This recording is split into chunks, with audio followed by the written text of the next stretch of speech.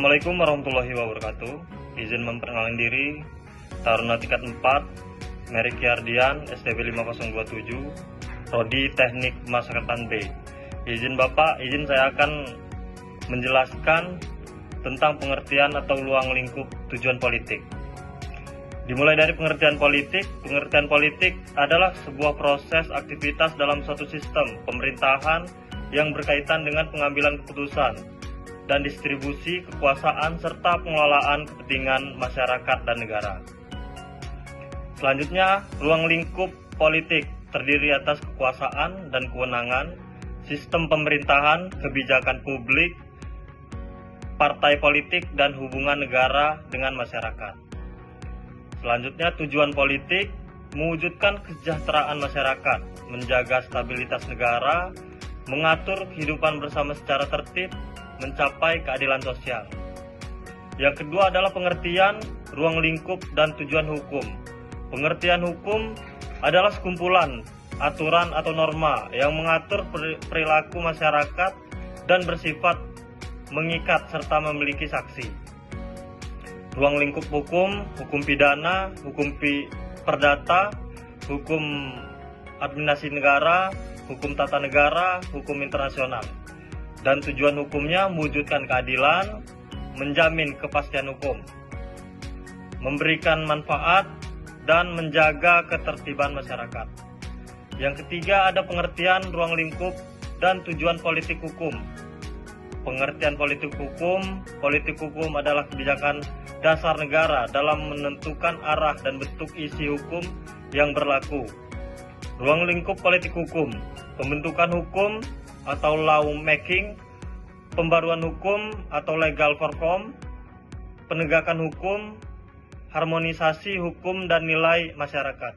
Tujuan politik hukumnya adalah membentuk hukum sesuai menilai Pancasila dan Undang-Undang Dasar 1945, menyesuaikan hukum dengan perkembangan masyarakat dan menciptakan sistem hukum yang adil dan efektif. Yang keempat adalah tujuan masyarakat. Pengertian pemasyarakat adalah sistem pembinaan narapidana agar menjadi manusia seutuhnya, sadar akan kesalahannya, dan dapat kembali ke masyarakat. Ruang lingkupnya adalah pembinaan kepribadian, pembinaan kemandirian, pelayanan kesehatan, pembinaan sosial, dan reintegrasi. Tujuan pemasyarakatan mengembalikan narapidana menjadi warga yang baik, mencegah pengulangan tindak pidana atau residivis, melindungi masyarakat, dan mewujudkan reintegrasi sosial. Penjara pada masa Hindia Belanda. Pada masa kolonial Belanda, sistem penjara bersifat menghukum. Ciri-cirinya adalah narapidana diperlukan sebagai objek hukuman. Tidak ada pembinaan, sistem kerja paksa bertujuan menimbulkan efek jerah. Penjara saat itu lebih menegakkan balas dendam.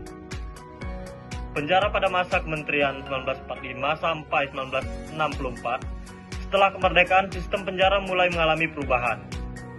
Mulai ada pendekatan kemanusiaan, narapidana tidak hanya dihukum, tapi mulai diperhatikan pembinaannya.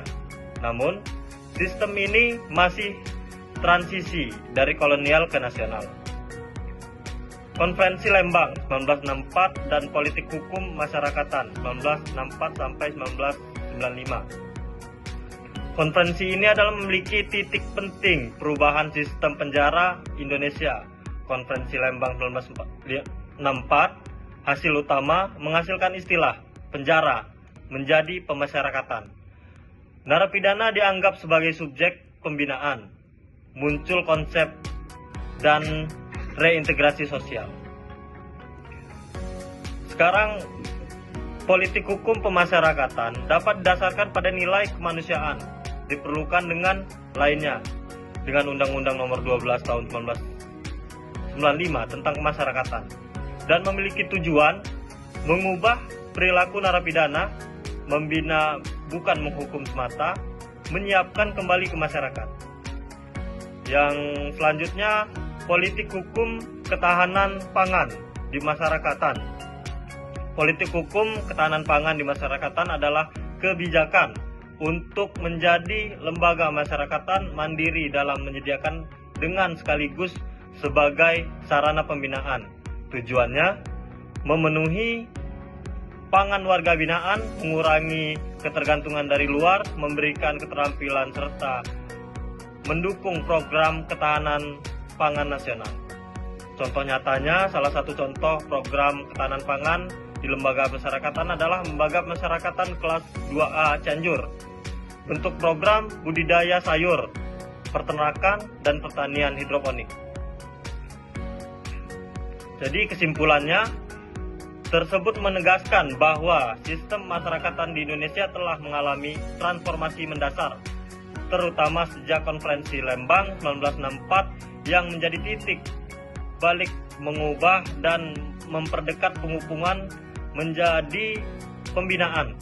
Perubahan ini kemudian dipertegas melalui Undang-Undang 12 tahun 1995, dibina agar mampu kembali ke masyarakat secara utuh. Dalam kerangka tersebut, politik hukum berperan sebagai arah kebijakan dalam merancang sistem yang tidak hanya menentukan aspek keadilan, tapi juga memanfaatkan kemanusiaan. Salah satunya implementasinya terlihat dalam program ketahanan pangan di lembaga masyarakatan yang tidak hanya berfungsi memenuhi kebutuhan dasar warga binaan. Sekian presentasi dari saya ucapkan wassalamualaikum warahmatullahi wabarakatuh.